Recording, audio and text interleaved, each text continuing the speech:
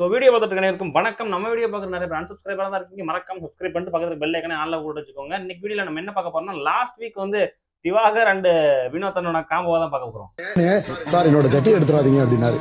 அது வந்து எனக்கு ரொம்ப பர்சனலா ஹர்ட் ஆச்சு. அதாவது யோ எப்படியா கொஞ்சம் கூட கூச்சமே இல்லாம இதெல்லாம் வந்து பப்ளிக்ல சொல்லிட்டு தெரியுற.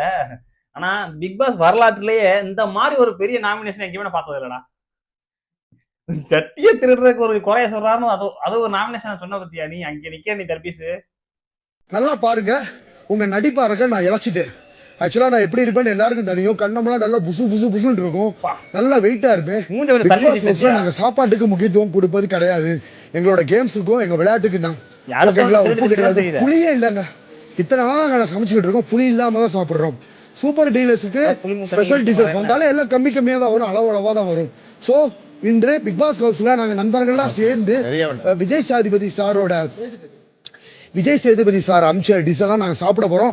எங்க special thanks to Vijay Sethupathi sir. சொல்லுங்க கேமரா ஒர்க் ஆகலையா வினோத்னா? இந்த கவுண்டர் தானே எதிர்பார்த்தேன். ஒண்ணு ஆளக்கான ரொம்ப நேரம் தேடினேன். தர்பீஸ் சமாளிக்கிறது ஒரே நீ மட்டும் தானே இங்க. இப்போ